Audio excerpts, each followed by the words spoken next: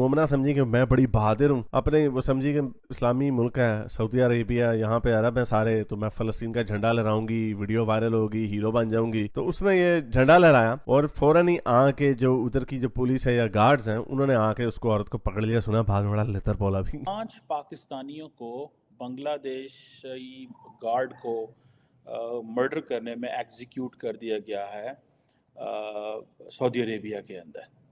और कहा जाता है कि 2023 में सऊदी अरब ने कोई 170 लोगों को एग्जीक्यूट किया है। की होगी, लेकिन सच बोल देना चाहिए। इंडिया कहता है कि जी कश्मीर मेरा अटूट रंग है, जी बिल्कुल कहता है ना, वो क्लेम करता है कि वो मेरा है। और वो जब उसने क्लेम अपना साबित कर दिया, वहाँ पे इतनी बड़ी इन्वेस्टमेंट कर दी कि वहाँ पूरी दुनिया आ गई है, जो आपने भी कह दिया। इसको हम छुपा तो नहीं सकते। नहीं। बहुत सारे जो हकीकती वगैरह जो हैं ये लोग उसके खिलाफ बात करते हैं, सऊदी अरब के इसके MPS को क्रिटिसाइज करते हैं। अब ये लोग हज या उमरा करने सऊदी अरब नहीं जा सकते क्योंकि इंसानों के ऊपर नजर है कि या तो पाकिस्तानी सऊदी अरब जाते हैं तो पकड़े जाते हैं बैगिंग में, और पता ये चला है कि बैगर्स के नेटवर्क हैं। जब ये मोदी ने श्रीनगर का दौरा किया तो पहली दफा पब्लिक उसको वेलकम करने के लिए गई है, तो क्यों गई है?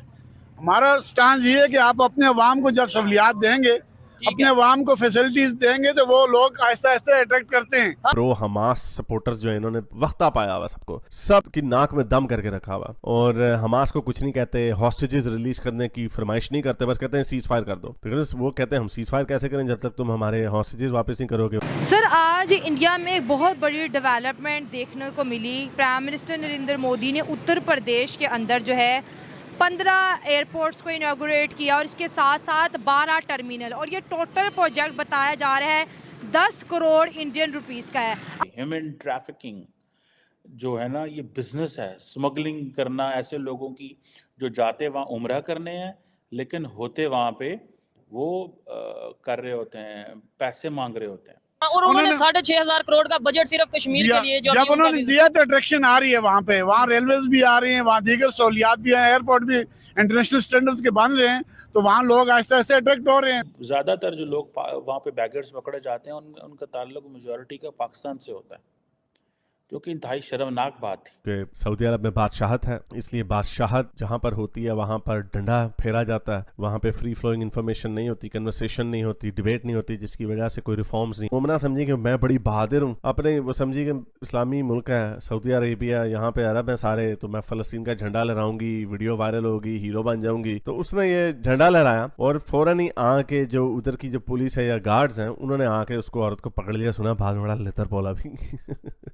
तो खूब प्रोपेगेंडा हो रहा है ऑनलाइन सोशल मीडिया में इस वक्त के, भाई ये देखो हमें तो सऊदी अरब के अंदर भी हमें इस चीज़ की इजाज़त नहीं है, हाय हाय लुट गए, बर्बाद हो गए, हमारे तो अपने लीडर जो हैं वही बिकाऊ निकले, करप्ट हुक्मरान वगैरह वगैरह, जो इनका हमेशा का रोना धोना होता है। तो उस तरह का रोना धोना इन्होंने मचाया हुआ। तो इससे साबित ये होता है कि मगरिब को जिसको इतना दिन रात बुरा भला, और इनको पता है इस बात का, तभी मगरिब के मुल्कों को छोड़कर इधर नहीं आते, रहते मगरिब के मुल्कों में ही है। ये दिल्ली हुसैन और ये मोहम्मद इजाब वगैरह जैसे सारा वक्त वेस्ट को गालियां देते रहते हैं, अफगानिस्तान को ग्लोरीफाई करते रहते हैं, लेकिन कभी आते नहीं है, अपने वेस्ट को छोड़ते नहीं है। तो मुनाफिक लोग हैं। मोमिन और मुनाफिक होना कोई इतनी कोई मुश्किल चीज़ नहीं है। बहुत कम आपको मोमिनीन मिलेंगे जो मुनाफिक नहीं होते, बहुत कम, मोस्टली मुनाफिक ही होते हैं। ये इंटरेस्ट जो होता है सूद को, उसको भी डिफेंड कर लेंगे, ये कोई भी काम डिफेंड, ये उसी तरह ये अपने आप को बाहर के मुल्क में रहना भी डिफेंड कर लेंगे। हालांकि कुरान शरीफ में ऐसे लोगों के लिए अल्लाह ताला ने कहा कि जहन्नुम है, अगर तुम्हें ऑप्रेस किया जा रहा है ना काफिर के देश में, तो तुम्हें चाहिए कि तुम अल्लाह के किसी इस्लामी हुकूमत से अभी ये कह लें कि अभी हमने हुकूमत पाकिस्तान को बीच में नहीं लाया, लेकिन बिजली का इशू ऐसा है कि अब हुकूमत पाकिस्तान इसमें इन्वॉल्व हो गई है। ठीक है कि हमने अपनी हुकूमत से मुतालबा किया है कि हमें पैदावारी लागत पे बिजली दी जाए। जब हम हुकूमत से बात कर रहे हैं तो हुकूमत को वफाकी हुकूमत से ही बात करनी पड़ती है, क्योंकि बिजली ऐसा सब्जेक्ट है कि जो आपके नेशनल ग्रिड में बिजली सारी जाती है और वहीं से तकसीम होती है। बनती तो यहाँ पे है लेकिन जाती नेशनल ग्रिड के अंदर और वहाँ से इसने तकसीम होना होता है। तो हमारा मुतालबा ये है जम्मू कश्मीर ज्वाइंट अवामी एक्शन कमेटी का, जो पूरे आज़ाद कश्मीर का एक सेटअप बना हुआ है, कि हमें पैदावारी लागत में बिजली दी जाए। ठीक है, एक तो ये बात है। दूसरा आपने बोला कि कश्मीर की गवर्नमेंट से आपका ये मुतालबा है या डिमांड है। मैं अगर बिल्कुल ओपनली क्वेश्चन करूं तो आपको लगता है कि कश्मीर की गवर्नमेंट पाकिस्तान गवर्नमेंट की मर्जी के बगैर कुछ तिनका भी हिला सकती है?